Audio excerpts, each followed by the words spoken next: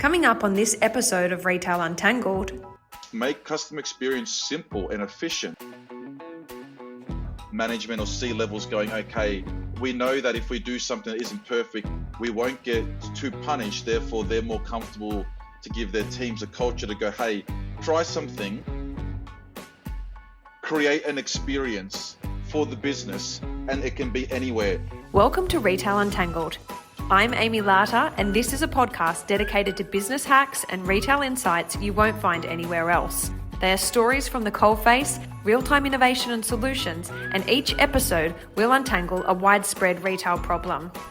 I pose the following question to Michael Tutek, founder and CEO at retail experience platform Preezie. Michael, we see many retailers focusing on omnichannel through the lens of the business or marketing, buzzwords like seamless, personalised or unified. But if we're to look at it through the lens of the consumer, what does this mean for customers? So from my end, I feel like as, a shopper, a consumer myself, like everybody else, it's just like getting back to the basics. So if you look at lots of experiences, they often leave the basics alone because they've got caught up in something else. And it could be a trend on AI, a trend on search, a trend on whatever it may be, the latest social media platform that's on trend. But I feel like as a shopper, it's always just back to the basics, which is like the customer experience, all the way from the first engagement I have with your brand, whether that be an ad or whether that be a sign or whether that be walking down the mall, whatever it is, just the first engagement all the way to the latest, which actually ends up being the next first one because it ends up being a cycle and a loyalty loop. If you just think about it like that, most people just want an experience that allows them to bring up a feeling of enjoyment when I interact with the brand. So just making things easy and convenient, because we get caught up in, it's 2023, there's so much tech going out there.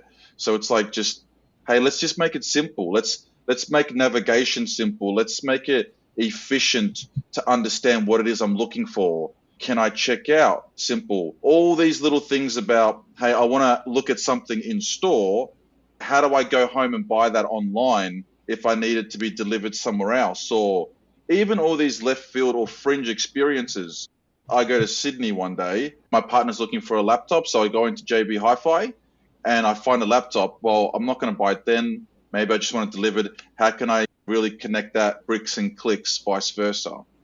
So I believe a lot of it just comes down to just getting back down to the basics and just understanding all the way from the start to the end, and not taking any of that simple communication and simple understanding that there's so many different channels, and just make it easy for me to buy from you, make it easy for me to find you, make it easy for me to discover products, and make it easy for me to buy. And then when I do, make me feel special so that I remember you next time and you're always top of mind.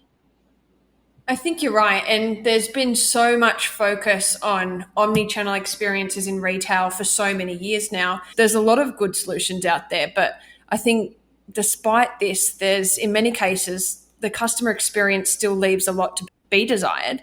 Why is that? Part of it is, I think a lot of it is culture. So for example, Amazon, they've taken the most share the quickest. There are even like videos you can look at with Jeff Bezos talking about how like they're not a retail company, they're actually like a customer experience company. And I feel like the point he was trying to prove is just make customer experience simple and efficient, and don't overly stress a lot of the things. So don't overly stress using the fanciest tech, or don't overly stress having a brand that is every single pixel perfect. It's just about, consumers don't often know that everything is pixel perfect. It's just like, cool, I go on your site, I search, it's easy. I understand what I'm doing. I can save it for later. I can easily add to cart. If I have a problem, post that, I can refund. So something even like refunded, making just post-transaction easier. There are all these little examples about just making it simple. So I think what happens often is that we get into a culture. And I think it happens probably a little bit more in Australia because we're obviously smaller and the competition isn't as hard as, say, the States or the UK, because they're obviously a little bit more ahead because they have to be, because the competition's harder. But it's like this whole, if it ain't broken, don't fix it.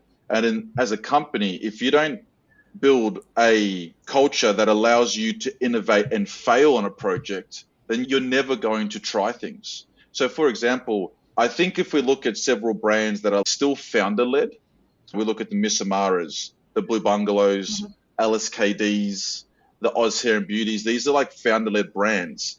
And often because they're founder-led, founders have felt the pain of mistakes. And they know that part of innovation is to make mistakes or try things that didn't work. You know, Bezos, I think, even once said one of the things that he respected was, how many projects did you try that did not work? Because that means I know you're trying things that are pretty left field.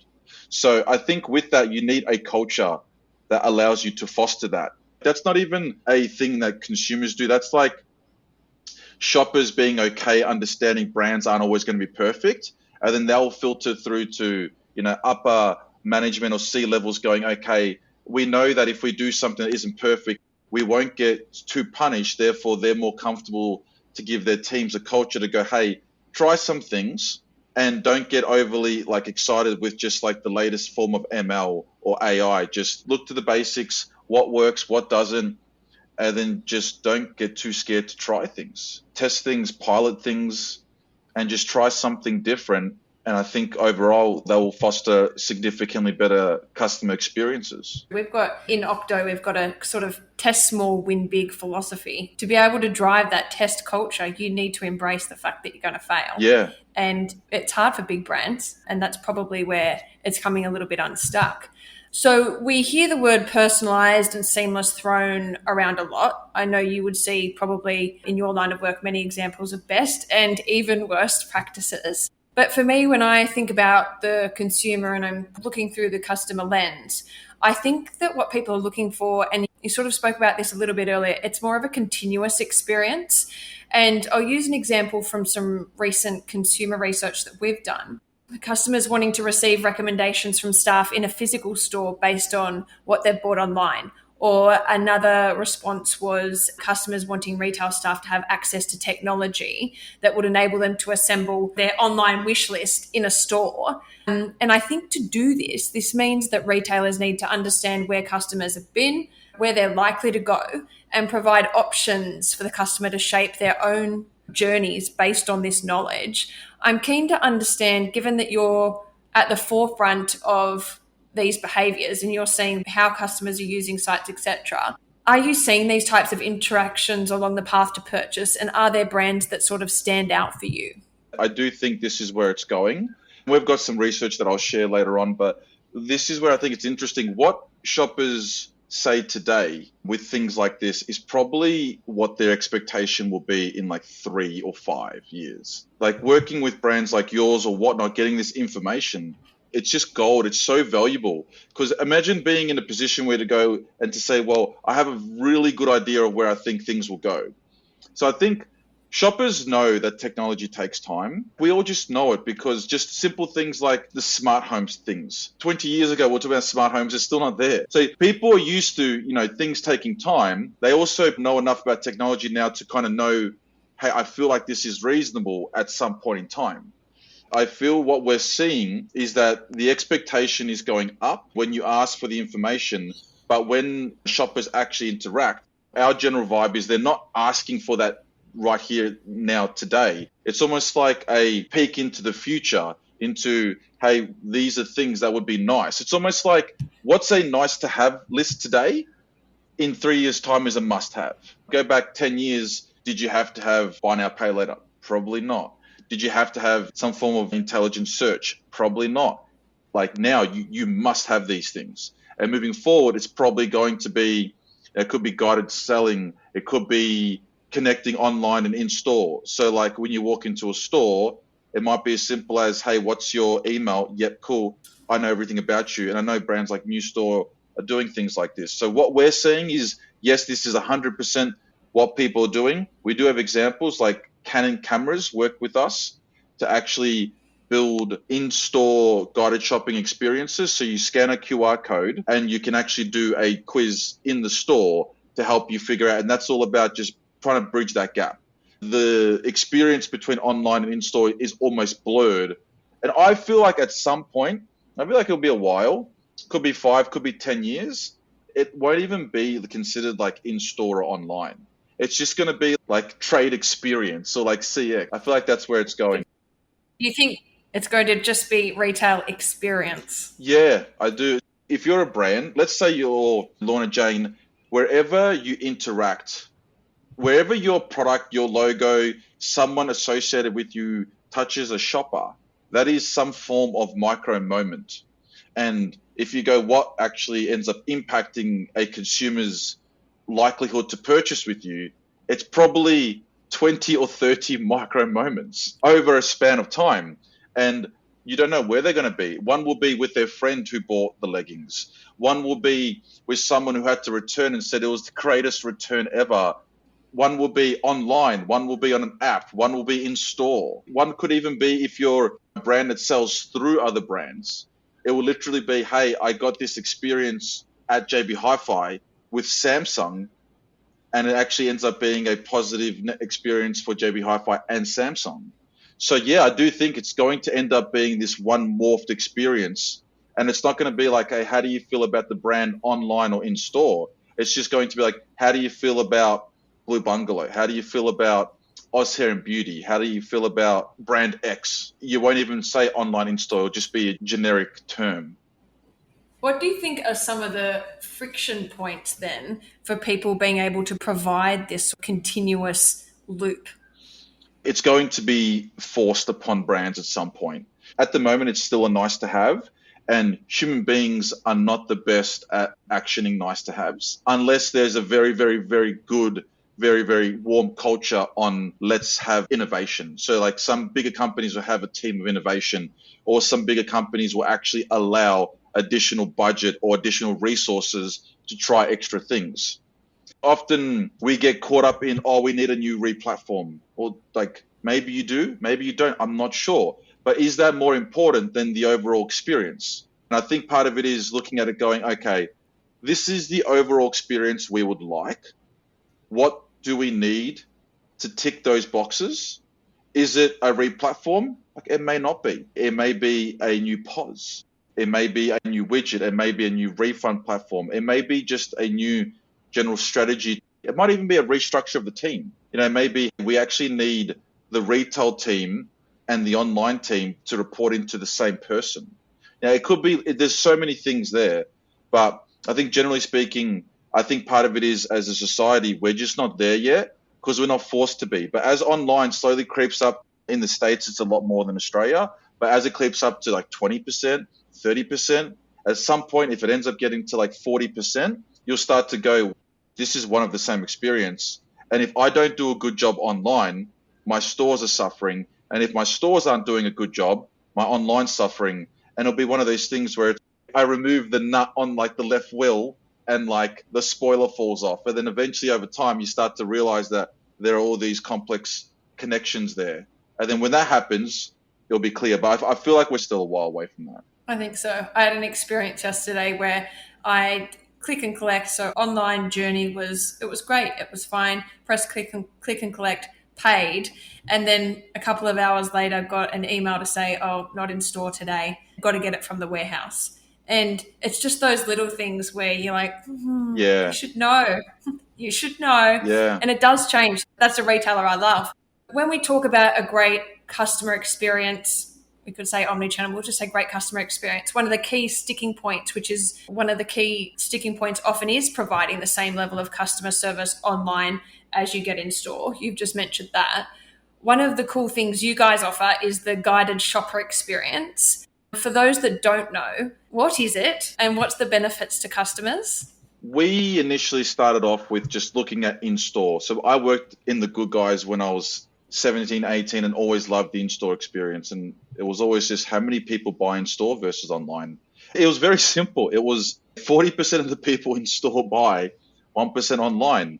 And it's not like delivery. It's not like I need to look and feel, because no one needs to look and feel lots of products. Like, you don't need to look and feel like if the kettle's right, like it's a kettle, or the microwave is right. So part of it was just, hey, there is a lot of product here and I don't know how to navigate it. So I need to speak to Sally, the sales assistant, or Tanya, or Bob. So the idea here was really simple. It was just get that in-store sales experience and bring it online. And we do it through interactive quizzes. So you plug a quiz on your site and you answer a few questions. And based on all that, it recommends products that are right for you based on the questions that you've answered. Okay. And so from a customer experience point of view, I'm assuming there that there's a lot of advantages in terms of it's easier to find what you're looking for. It sort of decreases the amount of time you spend on site because product discovery it's just a completely different experience. Talk me through that. The way we see the whole journey is you need to find a business. You need to have awareness. Yeah. So like your ads, your stores, organic, SEO, all these things. Like you need that. If no one's coming in the door, then it doesn't matter what you do on the site. But like at the same time, you can have amazing organic search, put tons into marketing, you get people on the site, and all of a sudden the experience is let down. So think about the way we see it is think about walking into a store like the JB Hi-Fi and just having no salespeople and just being left to your own devices as to how to find stuff. There's no real filtering. There's no real advice. There's a couple banners, and that's kind of like where online is. And over time, it will progress because there is not just us. There is visual merchandising. Brands like SearchSpring are doing awesome work. There is things like Lexa, who we partner with to bring in the data to do more post. There are all these tools that the idea ultimately is really simple. How can I help you get a great experience there and then? So if I walk into the Good Guys or JB and I say, hey, I'm looking for a TV, it's for a bedroom. That is completely different to I'm looking for my brand new home theater. And that's very different to I'm looking for a TV for the beach house and all these little experiences. So it's all about understanding all that and then just going back to the basics. Honestly, like think about the basic in-store experience. You need salespeople. You need people to help. You need people to navigate. It's really the same thing. And then depending on how brands want to use it, it all just comes down to it's just an experience. So with us alongside all these other amazing tools like SearchSpring, like Lexa, like Refunded, it all just comes down to making the shopper feel respected. I'm giving you my time. I'm potentially going to give you my hard-earned. So help us either save time, spend more on the site, reduce bounce rates. All these things all add up to several of those little micro moments that mean, hey, I'm more likely to buy because I feel like there's more value in your brand. You've mentioned making people feel respected in a way. Yeah. And I think one thing that I wanted to add into the mix today is really around loyalty. We both know very well that customer loyalty, it aids in customer retention. I think it's more important now maybe than ever before in the high stakes market that we find ourselves in. And I think retailers know this, but still seem quite focused on acquisition over retention. I, for example, have had a recent experience with a brand that I love, big brand ambassador, advocate of this brand. However, I came across the launch of their new collection on Insta recently. You could sign up to an exclusive VIP preview.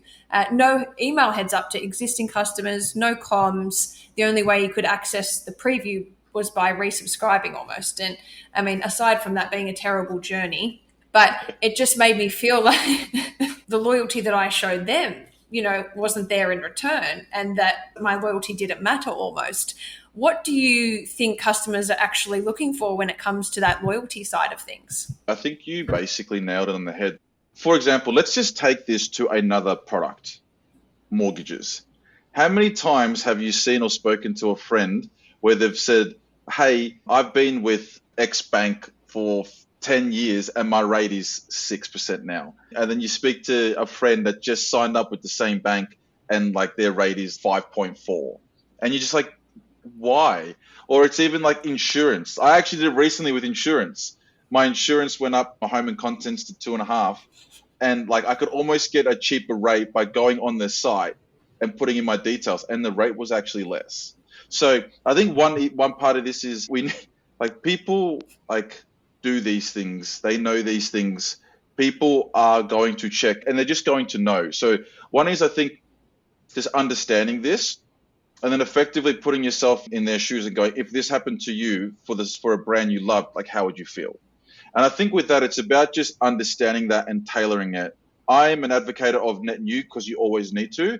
But I feel, and you touched on it, I feel like the split between both resource, effort, and budget to net new and loyalty probably needs to be reassessed. And even to the point where like we actually built a product that is post checkout to cross refer brands on the basis that it needs to be a continuous thing. The idea isn't I bought from you, that's the end of it. The idea is I bought from you, cool, what's next? What can you do for me? How can you make me feel special right after? And then what happens in a week? What happens in a month? What happens if I come and buy from you? What happens if I spend $1,000 with you over a year and I buy from you 4 times and spend $250? Like, what do you do? So I feel like there is a lot here, and it can be everything from just being really tailored in your responses to people. It can be all the way from offering them offers from other brands you think they might love because there is cross partnership there. It could be just incentives for repeat purchases. Like, for example, you go on a site and you go, hey, I'm a loyalty customer. And then you see a pop-up that says, you get 15% off for being new. So you're like, all right, cool. I'll just buy this under my partner's email. You know what I mean? Like, it's the same person. We've all been there. We're just going to be weird. I mean, we understand you need to do it. And there's an element where people are also clever. They clear cookies so you don't even know they're new. And they do. And I use it on my mobile versus this. I feel like a lot of times we feel like we can solve this through technology. But ultimately, unless Google owns everything and you're only a Google person, like if I use it on my laptop versus my phone and all this, it's going to be hard to know. So I think you just have to take like a more pragmatic approach to scalability and then just treat people with the understanding that these things happen. And then when people buy, and I think Lex is a good example. Like I did a bit of a crash course on their software, and it's like, cool, you can see what people are doing. You can treat them this way. You can put them in this bucket. You can say, hey, thank you for this. You spend $1,000 with us over the last 12 months on your, when they buy the next product, here is an extra $100 gift. That's 10% of all their budget. That's less than giving someone 20% off for some Black Friday sale. So I think it's just having a chat about this and then making it a continuous thing and making them almost like shocking them into, I didn't expect that. And I think Adore did this really good in the early days with just simple things like Tim Tams, and they did all these really cool things. And that's another example of founder-led business. All these little things that made it feel so special at the start, like a little Tim Tam in the box or this, or some little free samples that you just didn't even think of. HelloFresh and Naked Wines, what they do with the and Pet Circle with the boxes and things like that. Like I remember that was really cool when I first bought from Pet Circle. I went, whoa, like I actually bought HelloFresh off it. It's so interesting how some of the most simple interactions or engagements from a loyalty perspective can be so memorable, and some of the most convoluted initiatives can really hit and miss. I do find a lot of people spend a lot of time on loyalty, but it's not necessarily translating into making the customer feel that sense of loyalty. I think this is really interesting. So I feel like we need to almost define what loyalty is. My view, if I had to define it right now, is someone who has purchased more than once in a 12-month period. You go, hey, there's a loyalty program because I bought from you and now I message you and I email you. That's like retargeting. Loyalty is, hey, there's a small subsection of people that actually spend a lot of money, or we are their choice of, women's fashion, or we are their choice of homeware, or I buy all my stuff from Kitchen Warehouse. So I end up spending $800-900 a year, subset, small section. And it's like, cool, that's loyalty. But, if I bought from you 2 years ago or 18 months ago or 9 months ago, and I'm on your email list, like email marketing and loyalty is not the same thing. It is different. If I haven't bought from you for 12 months, I'm basically net new. If I'm buying from you once a year and you're Oz Hair and Beauty, I'm buying all the time from someone else. It's true. One way sort of feels transactional. The other has some level of emotion when it comes to you, the customer, feeling as though they have had some kind of moment or connection from a brand that they're very loyal to. We've done some research from an inside retail perspective, and I found the findings really interesting. This is more so looking at loyalty from what people think how we would get their loyalty, so how retailers could claim their loyalty. So 53% of customers would be more loyal to retailers who let them buy online and return in store. Going back to continuous, that it just seems like a no-brainer there. 56% would be more loyal to retailers who enable the purchase of an item that was out of stock in store and have it shipped directly to their home. And I think that goes back to your JB Hi-Fi example earlier. 32% of customers would be more loyal to retailers who enable shoppers to shop in-store and finish shopping online, or vice versa.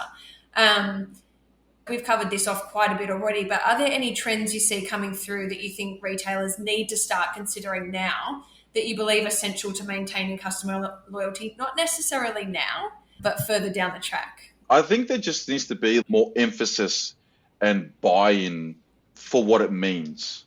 So I think just going back, like we need to just define it. For example, like I buy all the time on JB Hi-Fi. They're a customer of ours, love supporting them, they're great.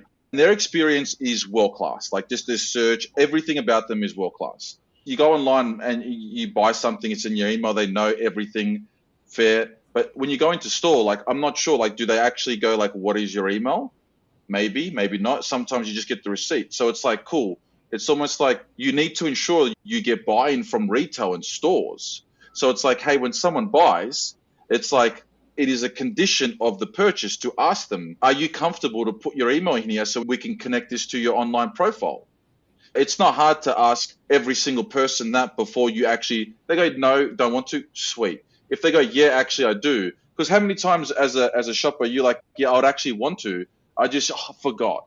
I just went in there and bought the game. I just went in there and quickly got the VAC and I forgot all about it. So it's just all these things that you go, firstly, I think it's like buy-in. And then from there, I think it's just about being clever with how you do it and why you should do it. No one's going to want you to connect all this information if it's just like, oh, we just want to connect it to because we're just going to like retarget you. Like that's like, it's not like, that's not attractive in any format, like as a shopper. Okay, that's like cool. That's like almost creepy. It's not. It's more like, cool, hey, as we build up more about you and we get to know you, we partner with like, say, the Next Buy Network to give you exclusive offers you can't get elsewhere. Or we offer you free shipping on this or free goodie bags on that. It's just about having some incentive. Or as your example before, new collections come out, you'll be the first to know. So it's literally like, it's so simple. Your collection comes out on the 8th of June. Cool. Loyalty customers get notified on the 4th of June. It's simple, but that small subsection of people, especially if they find out, if they get that email and then they go on Insta and they find out 4 days later, that's when it got released, they will be like, wow, like I saw this a week earlier. How cool is that? So I think part of it is being really clear what the value proposition is and why. And then from there, you need the real buy-in from online. If you want people to buy into whatever you're trying to get them to buy into, you need to be very, very clear on like why. So like, hey, when you put in your information, you get X, you get this. Some brands do this exceptionally well. And then from there, you need like, for example, let's call it Frank who's working in a store, physical store in Matchbox. You need Frank to go, hey, Amie, when Amie comes in and buys something, hey, Amie, before I transact, are you happy to give your email? Do you shop online with us? Let me put it in so it connects it, and it will actually let you know if you get some more perks. Now, these are simple things, but they require some thought, but they require buy-in, and they require explicit, really clear communication lines. So I think you do all that, you'll be good.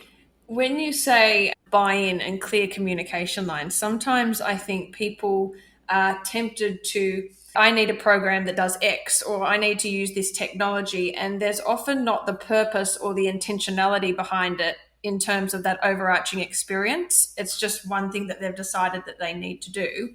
Is there not that intentionality behind it? Is that what's missing? I struggle to see where the gap here is for retailers.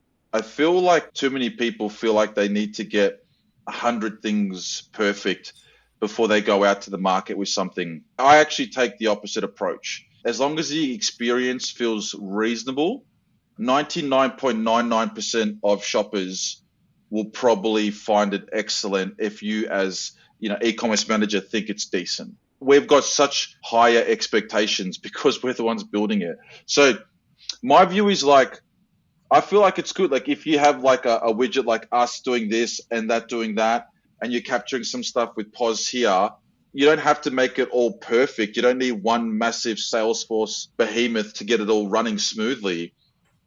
And on that basis, I feel like the disconnect is one, like retailers aren't pushing the agenda hard enough because they feel like they need this $2 million tech stack to get all this right. You don't.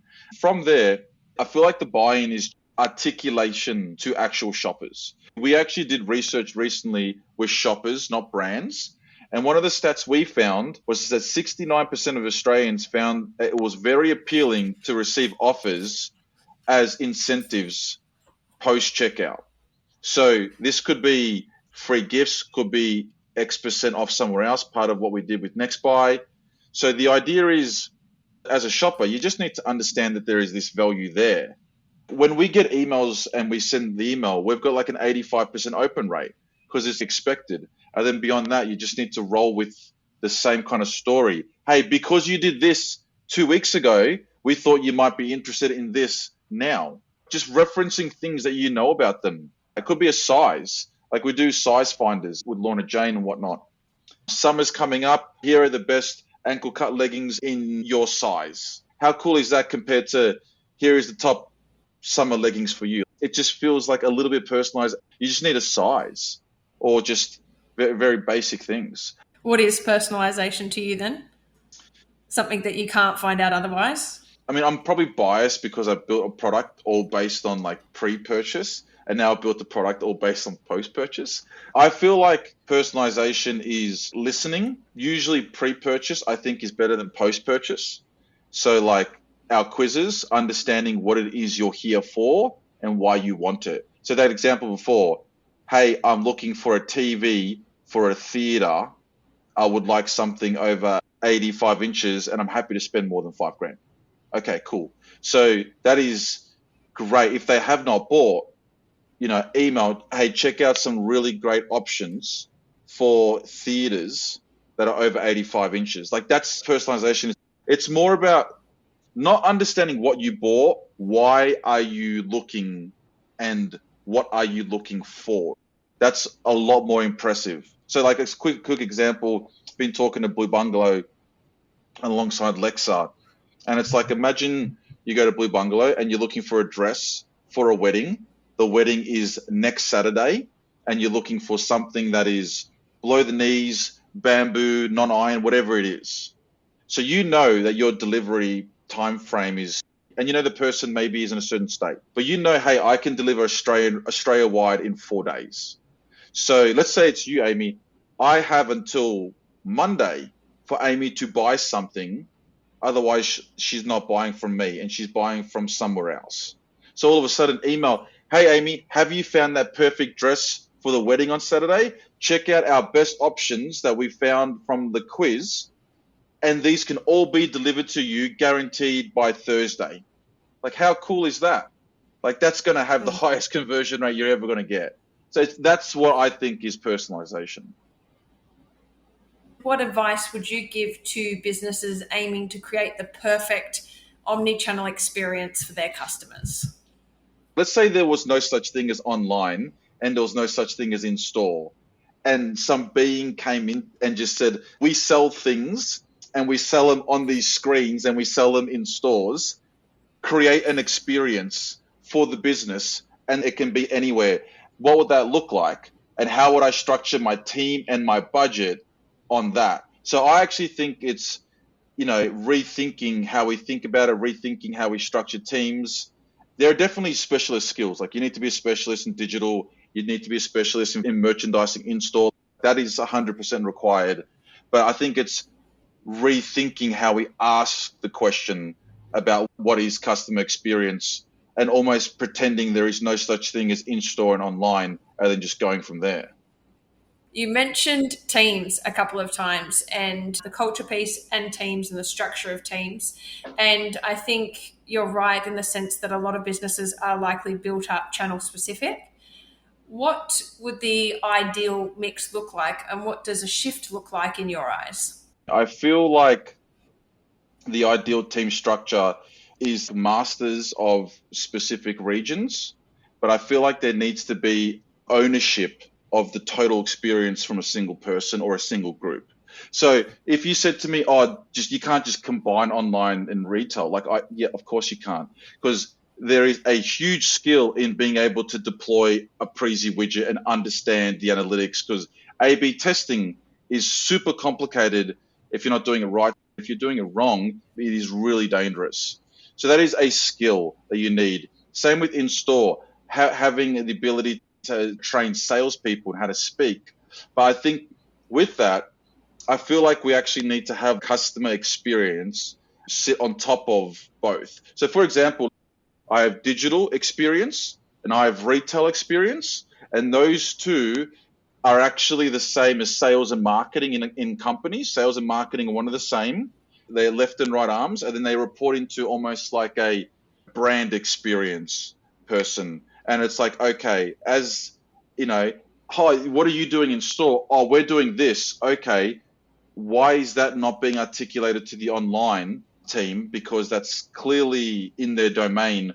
Or the online team goes, hey, I'm actually going to bring in a bunch of tech, screens, QR codes, all this stuff online, and it should almost be one blended team. So that's kind of where I see it. I think it needs to be reporting into almost one person. You still need your skills and your specific masters. Otherwise, I think you're in trouble. I think we're using the term omnichannel now because there is clearly defined lines between in-store and online. I feel like at some point we're going to look back and go, like, I can't believe we used to actually call it omnichannel. It's going to be like, it's just experience. Can't believe we used to separate those two things, you know? I actually think a good example, at one point there was a phone and a camera separate. And now you could imagine when you have a camera, it's like almost professional. And when you have a phone, that is a phone and camera. And it's like, oh, you remember the days where I had to carry a phone and a camera separately?